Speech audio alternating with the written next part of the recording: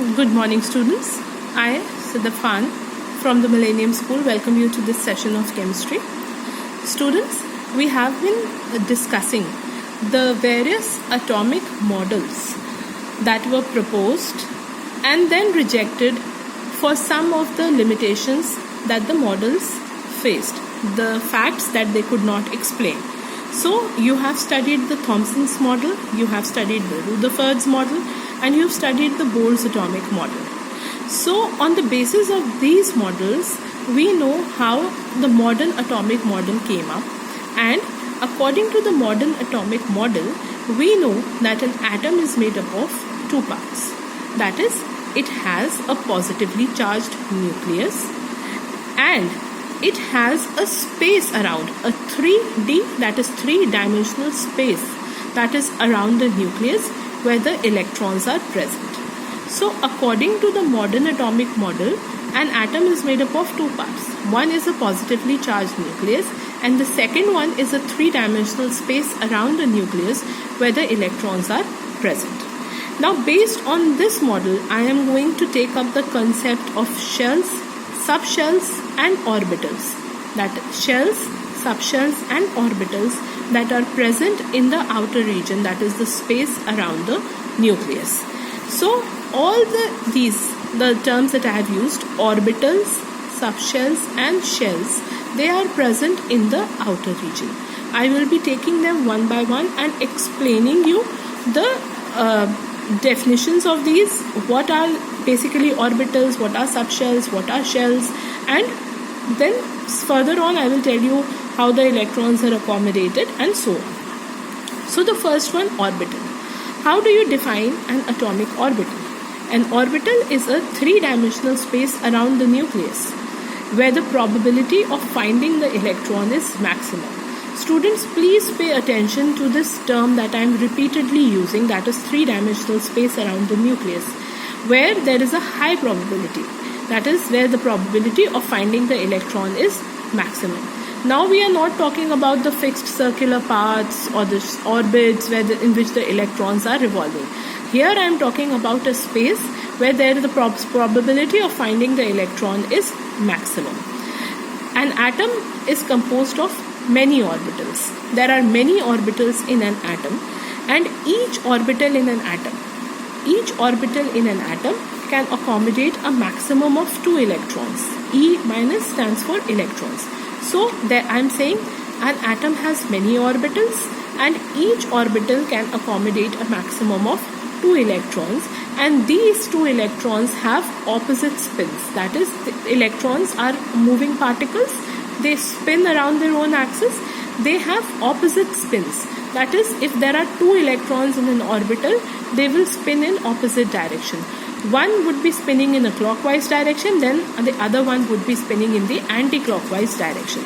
So an orbital, I repeat, this is a new concept, that is why I am going slow. An orbital, there are many orbitals in an atom. It is a three-dimensional space where the probability of finding an electron is maximum. An atom has many orbitals and each orbital can accommodate a maximum of 2 electrons, and these 2 electrons have opposite spins. Okay. Now the types of orbitals, there are 4 types of orbitals, and each type, that is each of this 4 type has a different shape, and according to the shape we name the orbitals as s orbital, p orbital, d orbital and f orbital. The s orbital has a spherical shape, the p has a dumbbell shape, the d orbital has a double dumbbell shape, and the shape of the f orbital, that is complicated, or you can say it has a diffused shape. Except the s orbital, which is spherical in shape. It is a spherical shaped orbital. Except for the s orbitals, all other orbitals, that is p, d and f, have a directional character. And when I talk of directional character, I will show you by the help of diagrams also, and I am sharing the slides also with you all, and in the Zoom sessions also I am talking about it. When I talk of the directional character, I mean their orientation in the three-dimensional space that we are talking about. So right now I have told you that an atom has many orbitals An orbital is a three-dimensional space around the nucleus where the probability of finding an electron is maximum. Based on the shapes, there are 4 types of orbitals, that is S, P, D and F. And apart from S orbital, except for the X orbital, all the other orbitals, that is P, D and F, have directional character. Now see, students, in an atom there are shells, also known as orbits or shells. Each orbit or shell consists of subshells, and each subshell consists of orbitals.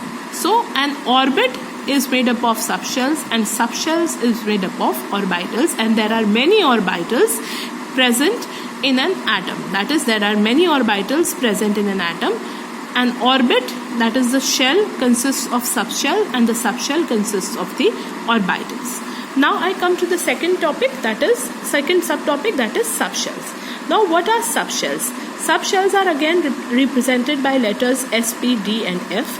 As you follow this table carefully, I will make you understand what I am talking about, trying to tell you about the subshells and their orbitals. Now if the subshell is S, and S subshell has one orbital, represented like this. When we make the electron configuration diagram, we make the orbitals like this in the form of these small squares. So S subshell has number of orbitals present in an S subshell is 1. I told you that each orbital can occupy a maximum of 2 electrons having opposite spins. So if there is one orbital, how many electrons would be present? Number of orbital, that is 1 into 2, because 2 is the maximum number of electrons that can be accommodated, that is equal to 1 into 2 is 2. So the total number of electrons present in S subshell would be 2. So, alright, number of electrons in S subshell would be 2. Next, P subshell. P subshell has 3 orbitals oriented in 3 directions, 3 planes, that is X, Y, Z, named as Px, Py and Pz. There are 3 orbitals present in the 3 orbitals present in the P subshells. 3 orbitals, that is Px, Py, Pz, present in the P subshell. Now how many electrons would be present? There are 3 orbitals, so 3 into 2. Why 2? Because maximum number of electrons per orbital would be 2.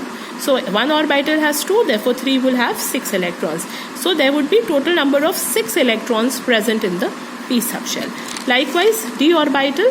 D subshell has 5 orbitals. 1, 2, 3, 4, 5. Their names and designations are given here according to their orientation in the direction, that is the 3-dimensional space. dx square, y square, dxz, dz square, dyz. These are the names given to the 5 different orbitals that are present in the D subshell. Now 5 orbitals multiplied it by 2, we get 10 electrons in the D subshell. So how many electrons can be accommodated in a D subshell? That would be 10. How many maximum number of electrons present in the P subshell? It would be 6. Maximum number of electrons in the S subshell would be 2. Likewise, F, I told you it is a complicated shape, so I am not representing it over here. Anyways, F has 7 orbitals. 7 into 2, 14 electrons. That is, a maximum of 14 electrons can be held in the F subshell. So this is the subshell. 1, 3, 5, 7 are the number of orbitals present in the respective subshells, and these are the number of electrons, the maximum number of electrons that can be present in one subshell.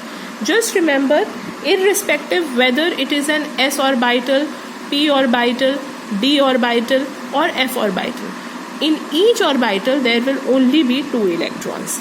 But the number of electrons are going to vary in the different subshells. That is, S will have 2, P will have 6, D will have 10 and F will have 14 electrons, depending upon the total number of orbitals that are present in these subshells. Now, as you can see, there are 3 orbitals in P, 5 in D and 7. Any of the 3 orbital of P, if I talk of, whether I talk of Px or Py or Pz, their energy is the same. So energy of all the orbitals of a given subshell is equal. They have equal energy. All the 5 d orbitals will have equal energy. All the 7 d orbitals of the F subshell will have equal energy. but the energy of the s orbital would be different from the energy of the p orbital. Energy of p would be different from d, and d would. So what I am telling you, energy of all the orbitals of a given subshell. Given subshell means 3 in p, 5 in d, 7 in f, that would be equal. Energy of px, py and pz orbitals would be equal.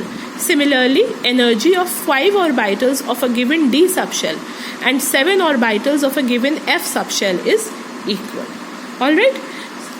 Such orbitals, please, this is an important term, such orbitals of equal energy are called degenerate orbitals. So what are degenerate orbitals? These are orbitals that have equal energy and they belong to the same subshell. For a given subshell, all the orbitals have equal energy, and orbitals of equal energy are known as degenerate orbitals. Last, shells you have been studying. This is the most crudest form of representing the path of the electrons that you have been studying since class 9. So now I talk of the shell or the orbits. I told you each shell is composed of subshells and each subshell consists of the orbitals. So shells of an atom are represented by KLMN nomenclature that you are already aware of, or they are represented by number n, the shell number n, like 1, 2, 3, 4 simple integral numbers. Now students, you also know, as the number of shell increases, the atomic radius of the atom is going to increase, which means if an atom has 2 shells and another atom has 3 shells, then the second atom with the 3 shells would be larger in atomic radius as compared to the atom which has 2 shells. So this is the concept about shells, subshells and orbitals, and please go through the video carefully. It is a new concept and it is also the base with which we are going to start doing the electronic configuration concept. That is the last part of the chapter. So in the next session, students, in the next video I will be explaining the principal quantum number. So till then, please go through the video and compile the notes. In case of any query, feel free to ask.